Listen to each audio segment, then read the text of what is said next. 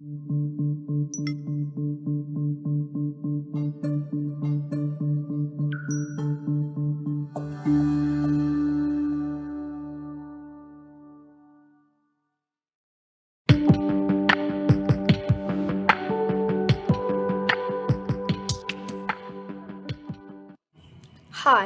welcome to Living on Purpose with my mom, Jenny Dean. Thank you, guys. So if you can see us, we are in the studio today. I got my kiddos out of school early. Lucky them. Harper, say hi. Hi. Hudson, say hi. Hi.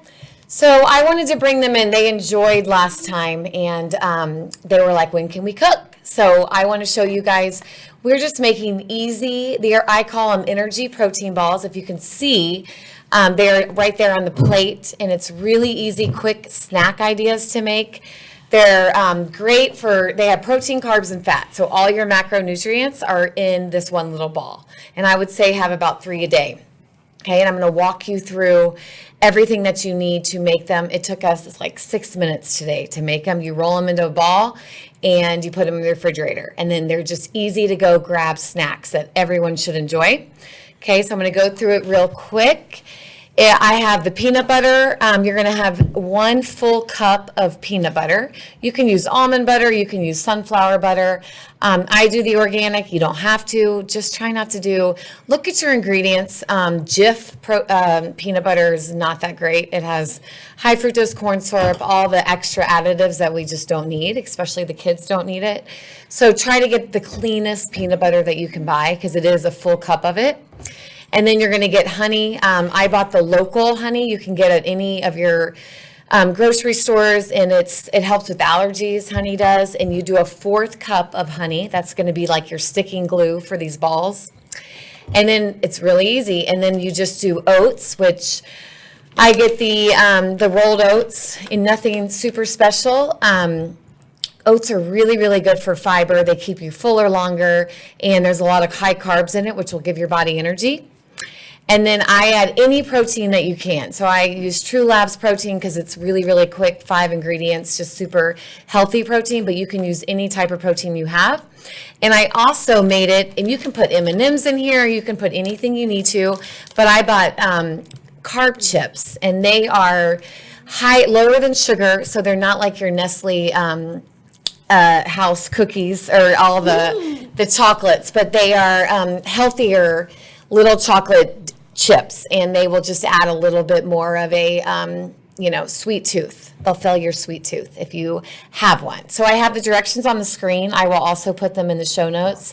Really easy, you guys. Like, you cannot mess this up. You put it all in one bowl, all of it. I did heat up my peanut butter just in the microwave for 90 seconds, just so it's not super, super hard when you're stirring it up. You grab a spoon, you stir it all up. We made it here. So I'm going to have them make it into a ball. You guys are going to grab it. Grab 1 handful. Okay, and it's really easy. You do it kind of like a cookie. You make it into a ball. I have seen these done where you like smash them down and actually make them look like a cookie. And then we're just going to you put them in the fridge. I keep mine in the fridge. So you can keep them there 30 to 60 minutes. If you don't want to keep them in the fridge, you can put them in Ziploc bags, take them on the go with you. Anything, super easy. You're going to make it into a ball, and then you're going to put it on the plate, okay? And that's really it. That's really all it is. And I'm going to have you guys take 1 bite of each. It's okay. So grab a ball. It's okay. And take 1 bite. Hudson, take a bite. All right. You guys can share it. I mean, and I could just eat the whole bowl of this. I put that on. You can put it down. All right. So do y'all like them? Mm-hmm. Yes, ma'am. Tastes like cookies. Good. Tastes like cookies. Yes, it's your healthier version of cookies. I eat these all the time. I also, in mine, I'll add flaxseed. You can add glutamine. You can add anything that's going to help you with recovery or keep you fuller longer. And they really do work. They're just healthy, quick snacks on the go that the kids could honestly make on their own. Anyway, okay, guys, that's about it for you two. I'm going to go back and talk about more mommy and how you balance it all and how you do everything you can for all these precious little children. So what do y'all say? Thank I got you. lipstick on you. All right. Say see you later. See you at the next one. Bye. Say bye. Bye. All right, guys, so we cleaned that up. That was probably about 3 to 5 minutes, and it's amazing what kind of mess they can make in that short of time, but we cleaned it up, and we are ready to go. I want to talk to you guys about, I have this titled, this podcast is They Are Always Watching Us. So background of my education, I went to Texas Tech, graduated with a teaching degree, and I immediately started teaching a middle school, and then I taught high school, and then I taught special ed elementary. And so I just have a teaching background for a decade, and I have just learned a lot through teaching, through having my own kids that I just kind of want to share. And I am not the guru of it, and I just do the best I can like we all do. But these are just little tips I have researched, and I just think we have a really, really important job. And I want to do the best I can, and I want to share with some stuff that has worked for me, and maybe it will work for you too. So I'm going to dive right in. Why is it that a busy mom's time flies? And I don't know if y'all feel me on that, but I feel like the day goes by. They are in school for 7 hours, and I swear I feel like you can get like 2 or 3 things done, and you got to go pick them up again, and then your whole job really starts after 3 o'clock when you got to be the Uber driver all to their daily activities and everything. So I feel like time flies, and if you follow me on Instagram, you can see that I try to cram a lot in one day. That is one of my goals for 2020, is to just kind of let it be and have space and peace with myself, and not try to just be busy, because there's a difference between just being busy and then actually getting stuff done and being productive. So I want to be productive over just busy, right? So anyway, and just don't think for a second that your kids are not watching every single thing that you do. They are. Like, we are their role models, and they don't really have anyone else to watch except for us. So I want to create happy and healthy memories for my kids.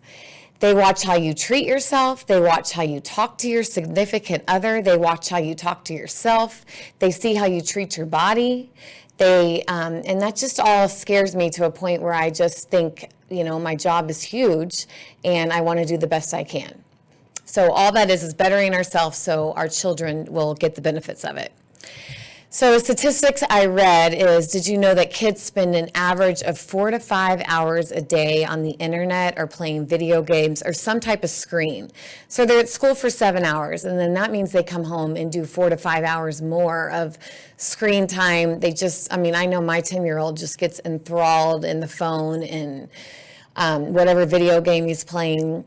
And I hate to see him like that, because he just doesn't think anything in the world matters except for what's going on right there. And I'm at fault for that too. I know they see me doing that too. So I want to be aware and to catch myself. And these are just little tips to get yourself out of that mind frame, and hopefully the kids will follow. So that statistic scared me. It is up to us to show them that there is more than the devices they have in their hand. There's more to life than that. I've researched the top 10 daily routine and activities that we can do with our kids other than screen time. And I'm going to share them with you guys right now. Okay, our job as parents is to instill a strong values into our children, to build and to produce a confident mindset in our kids so that they can handle this crazy world, right? We don't want them, being the weirdos behind the internet doing God knows what. So I want to teach them, social skills and all of that stuff, just living a life outside of the screen. So my number one tip is go outside. My kids, I pick them up from the park outside. They have to walk from school to the park, and they can hang out there. And I come out there with them. They have 20, 30 minutes. They are minds. I used to call it brain break when I was a school teacher, but you can't be sitting for 7 hours. And I know they're not sitting for 7 hours, but I know that their brain is on for 7 hours, hopefully, because they're learning. So I know that they need a break. Like physically, I'm really big into physical, because, once you change your state in your body, your whole mind changes and your brain just kind of gets like a cup of coffee, like a jolt. So I want them to run around 20, 30 minutes. There's no screen time there. They're playing with their friends, and that is healthy for them. So I do often let them play outside. Their tiny brains need a break, okay? So physical, anything outside, you can get vitamin D, anything. We play tennis, we swim, anything that gets them out of their mindset of sitting down for 7 hours, focused on that. And you could do it 30 minutes a day. Just make yourself for 30 minutes a day, let them go outside, get the all the benefits of vitamin D and playing with their friends, okay? Number 2 is limit screen time. So you can put a timer on your phone, or you can put a timer or just go buy a timer from Target. And I give mine 30 to 60 minutes. I will say after school, they need decompression. The older that they get, I'm seeing that they need, just like we do, we need to be like, okay, I was stimulated in my brain for 7 hours, I need a break. So I don't want to say, let's go and do spelling tests right after school. Let's go and do homework, because in their mindset, they don't need that. They truly don't. They need something physical and something active to get them out of the 7 hours of sitting down. So I always say 30 to 60 minutes outside, ride a bike, do something active, take a break, and then maybe go back and do homework. And then if they're done with the homework, 30 to 60 minutes on the screen, and during that time, you'll find that you will get a lot done because it's going to be quiet in the house. You get all your stuff done, and then let them enjoy that a little bit, talk to their friends, whatever they need to do to get that out. And then it should be dinner time, and that's family time. And then they should go to bed. That's just kind of, in my opinion, kids, no matter what age, if they're under your roof, they need boundaries. That's just my opinion. If the kids are kind of running the house, you have no rules and boundaries, then I think you're going to have problems later on. So they need rules, they need boundaries. Even if they're 10 and they can brush their teeth and get dressed, they need boundaries. They need rules on to how to base that, because they haven't been through the process of life, so they do not know what exactly to do, with themselves. They're always going to choose the easy route, right? So number 3, clean your pantry. I have a lot of women tell me, well, it was in the pantry and I just ate it and my kids didn't eat it, or I eat my kids macaroni and cheese because they didn't eat it and they don't want to waste food. And that just kind of kills me inside a little bit. So clean your pantry. Your kids don't need to be eating the crap that you don't need to be eating, like the Lucky Charms or the over-processed food that stays in there for years. I noticed a lady I helped had vegetable oils. She had like 7 different vegetable oils, shortening, all this stuff. And I'm like, when are you going to use this? And it's kind of the Oprah rule. Oprah says if you haven't worn an outfit or any clothes for 1 year, then you should get rid of it. And that's kind of how it should be with food or with anything that you're keeping in your pantry for too long. Get rid of it. You're not going to use it and you really don't need it. Replace vegetable oils with unrefined coconut oil. There's so many stuff out there that we don't need to be going back to old school of the way how we were eating. The cereals is a big one. There's healthier cereals. There's organic stuff out there that you can always choose over, I call it crap food, but just over the no cookies, chips, all of that's just going to taunt you later on when you're bored and you're hungry, and all your ambitions have gone out the window. So, you're just going to go back into the pantry. And if it's not there, then it's not there. It's out of sight, out of mind. It's a real thing. Even Jif peanut butter, that's a hard one for me. They have really bad, they've just added a bunch of stuff that you just don't need. Look in your ingredients. It should be really, really fast ingredients, like just stuff that you can read real quick and you should be able to understand it. And if it's not, then you shouldn't buy it. That's just my 2 cents, my opinion, okay? So number 4 goes along with this. It's food prep. So I know we live so this is a picture Anna put where my daughter and I are preparing for Christmas, but I know we live in a fast, like my kids have activities every single day after school. So you're running around like crazy and cooking a meal is a joke, right? You want to go through a drive-through, they want to go through a drive-through and just make it fast and easy. But we live in a time now where you can go on the internet and in 20, 30 minutes, you can have a home fresh cooked meal. You have to do a little bit of prep work. So on Sunday, go go to the grocery store instead of watching TV one night and just get it done for the rest of the week. There's crock pot meals that I will attach to this. Huge fan of crock pot. You literally leave it on all day long. And then sometimes my kids will come home and they want that for dinner and they don't want to snack at all. So it's fine. I mean, you can do that. There's just really no excuses anymore. And I'm not to say my kids don't eat. They eat Chick-fil-A, they eat McDonald's. Believe me, when I go visit them at lunch, I'll bring them Chick-fil-A or McDonald's. I'm not crazy anal about it, but I do want them to understand the difference between healthy eating and not. And I always say, make healthy choices. Like, I think that is engraved in their brain. Even with school lunches, healthy choices, like something green every single day. And mine are pretty good about it, I hope, unless they're doing stuff behind my back. All right, so number 5, morning routine, which I've done a whole podcast on my morning routine. I am like diehard morning routine fan.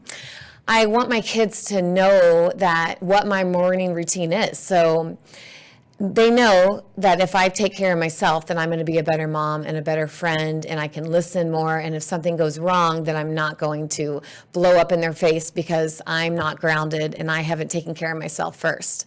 So it's a catch-22 about being selfish for your time. I don't believe that at all. I think I was called selfish a while back, but it's not selfish. It is taking care of yourself first so you can be the best self for everybody else that you have to take care of in the family. And my kids know, they see me on the kitchen table, I'm reading the Bible, I'm doing my, my whole morning routine, and they just know that that's just where mom's going to be from 5 to 6 a.m., So there's just not a question, and I want them to remember that about me, because that is something that I wish I started earlier on than in my, past 35. Number 6 is church. They know that Sunday church is non-negotiable. If we can't make it on Sunday because of games or something, then we go Saturday night. And they come in the room with me. I mean, it's a whole experience. It brings my heart joy. And I want them to know that, God is number one in their life, and they're never alone. And that's just super important to me. And I wanted it to be number one important to them. And I don't have a picture, but they did get baptized this year, and that was huge. I got to actually dunk my daughter, and then my son, the daddy did the son, and it was amazing to watch. And they will forever remember that, I hope. All right, number 7, taking them to the gym with me. And Anna's going to show a video of, I have had my kids in the gym since they were 3 months old. So that's all they know. So I quit teaching special education when I had my daughter. And after that, I became a full-time instructor. So they didn't go to daycare. They went with me. I would teach 3 or 4 classes a day. I would be doing it at nighttime. They would come with me. They would sit, in their, the child care center it was mainly at Lifetime or wherever, 24-hour fitness, and they never complained, but they were too young, obviously, to complain. But they always knew that mommy was working, or I was working out, or it's just a part of my lifestyle. And I will say, my son, he's grown up like this, so he's 10. I mean, he just knows mommy's going to work out every day. And he was, for Christmas break, he was off, and I made him go work out I didn't make him, I made him go to class with me because I didn't want him to stay at home. And the guy just jumped up and just did the whole class with me.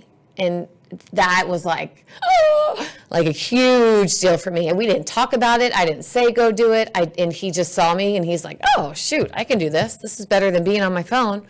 So he did the full hour with me, and it was hard. I was dying, he was dying. And I remember the next day, I went to his lunch at school, and he was like, Mom, how do you do that every day? He's like, I'm so sore. I'm so sore. And I'm like, I know.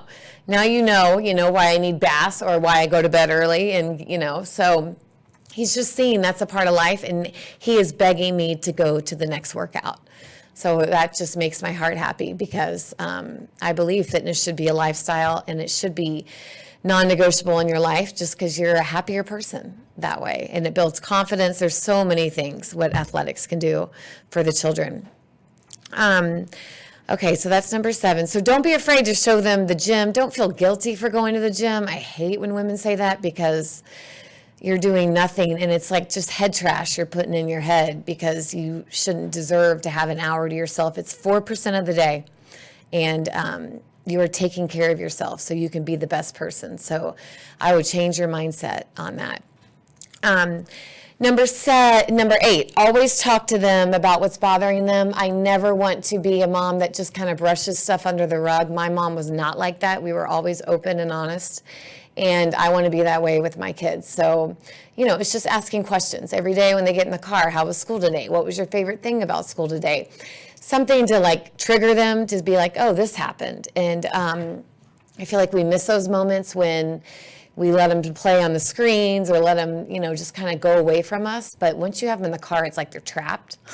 And that's like the best time to ask questions or to talk about what they want to eat or whatever happened that day. And they will open up to you if they truly think that you care and you're truly listening. So it's practicing listening skills for you. You're not on your phone. You're actively listening to what they did today, and they'll see that it matters to them. So it's going to matter to you, So number 9, books. I'm a huge reader, and that didn't happen until later on in my life. But I do remember my mom would always sunbathe outside and be reading.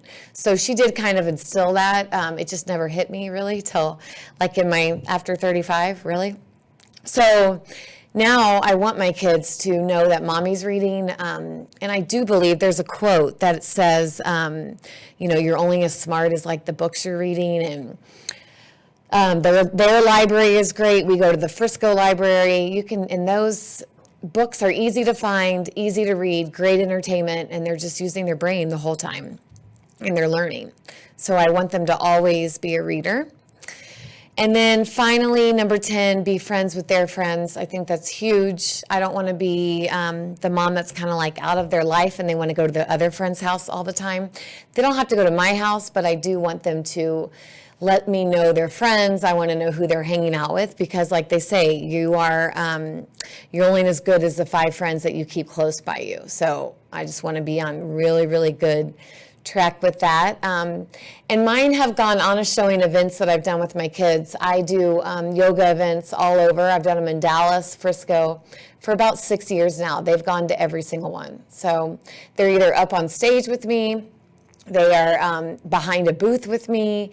I want them involved and active just because I have a passion and I want them to see that it's really good to have a passion and they can always be active in my lifestyle, and I want to always support whatever their dreams are or whatever they have in store. So that's number 10. That is about all I have for today. And I just wanted to share that with you guys. I have been a mom. I have a 10-year-old and an 8-year-old. And I learn something every single day about them, every single day what I can do better. And I remind myself they are watching every single thing that we are doing, no matter what. Even if you don't talk about it, they are watching every single thing. So I want to just be on my A game all the time. And these are just little tips that have helped me. And please share if you guys have anything that will help you guys. I know cooking is a great family thing to do together. We play cards now. They learned a Kings on the Corner card game that I learned as a child. So we play that, and that's great for them to use hand-eye coordination. It's good to use their brain. Something other than, we turn the TV off and it's just us. And it could be for 10 minutes. That's all we have time for is 10 minutes during that night. But I do believe that they will remember that, and we're just building. It's just like little bridge blocks we're just building up to make them just go out into the world. And it's a crazy world. So they have to be grounded and have boundaries, somehow from the beginning. Anyway, I hope you guys enjoyed. Let me know if you make these energy balls. You can put anything in them. I put flaxseed for fiber. There's so much stuff that you could just hide in them for kids or for yourself. I eat them honestly every single day. And they're really easy to make, so I make them all the time. And I thought I'd share that with you guys. And I will see you guys on Instagram, Facebook, anything, or email me at jenny@jennydeanfitness.com. I would love to hear your comments or any other ideas that you guys do with your children. Have a great day.